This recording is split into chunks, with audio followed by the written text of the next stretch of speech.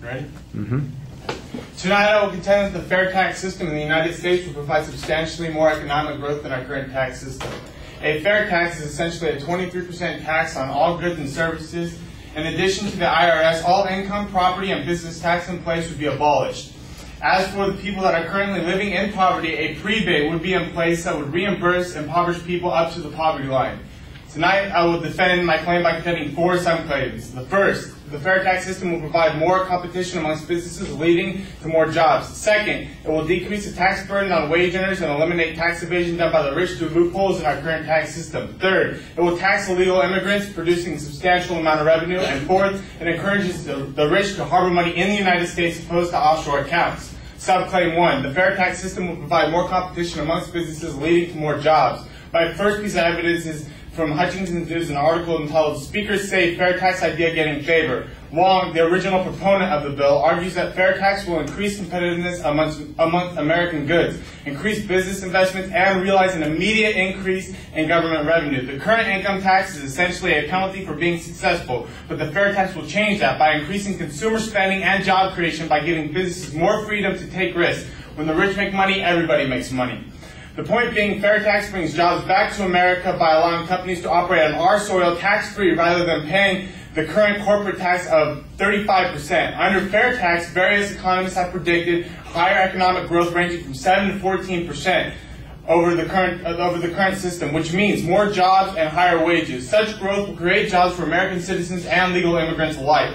Subclaim 2, the fair tax system will decrease the tax burden on the wage earners and eliminate tax evasion done by the rich through loopholes in our current tax system. According to John Linder, in an article published in the Journal of Financial Planning, if we go to the fair tax, the country collects money from the overall size of the economy, not just the number of workers. We believe the fair tax could double the economy in 15 to 16 years through economic growth.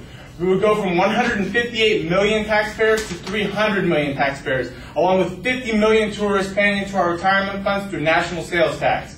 The fair tax would lift the cap on Social Security taxes from $90,000 of earnings to 100% of spending. Again, we can't sustain our current programs by taxing wages and wage earners. It just doesn't work. It's probably a good guess to say that Bill Gates has no real wages and therefore pays nothing in Social Security and Medicare. Under the fair tax, we estimate he'd pay $800,000 a year into these programs. The point is, wealthy people today can get around the tax code, whereas wage earners can't. Subclaim 3.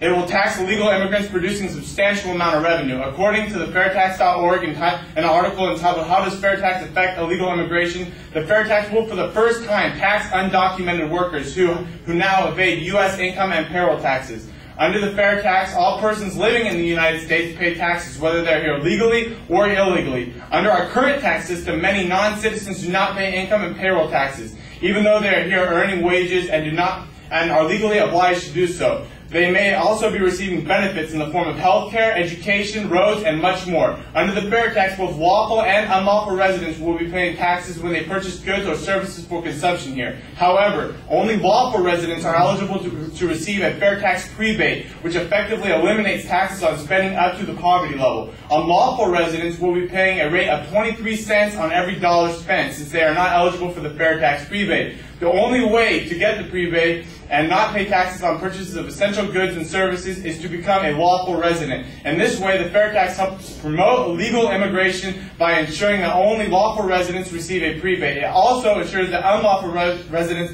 contribute to the cost of providing goods and services they receive. According to recent polls, there are an estimate 11 million illegal immigrants living in the United States.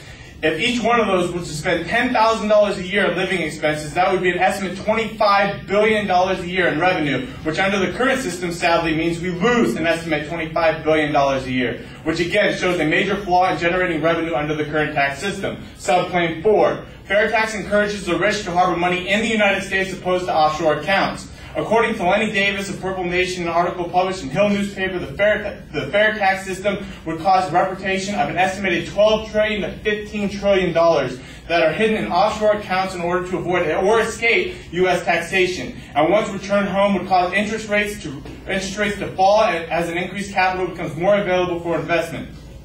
The point is simple, ladies and gentlemen. The fair tax system is simpler and more efficient at generating revenue than our current system. Thereby, I contend that it is vastly more economic, it is vastly more efficient at promoting economic growth. Thank you.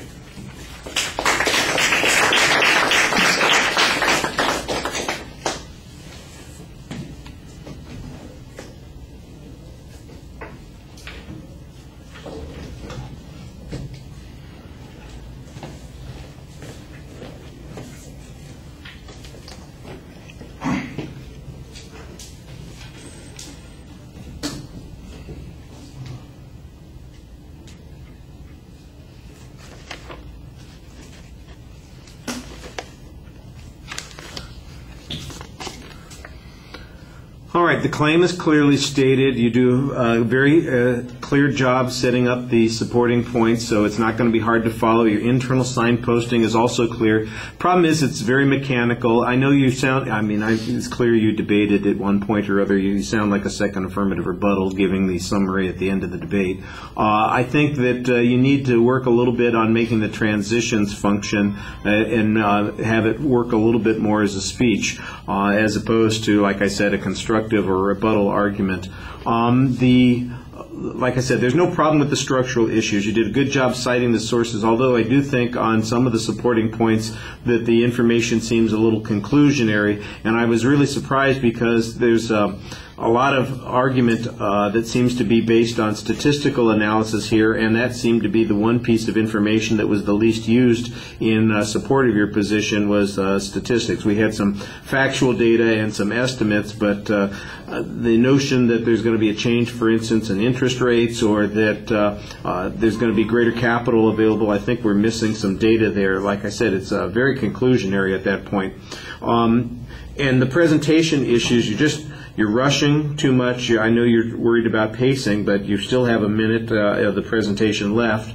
And like a lot of people involved in the debate, you're shouting a little bit too much, and this is an audience that you want to relate to. You don't want to hammer them into submission. You want to talk them into submission. All right, thank you.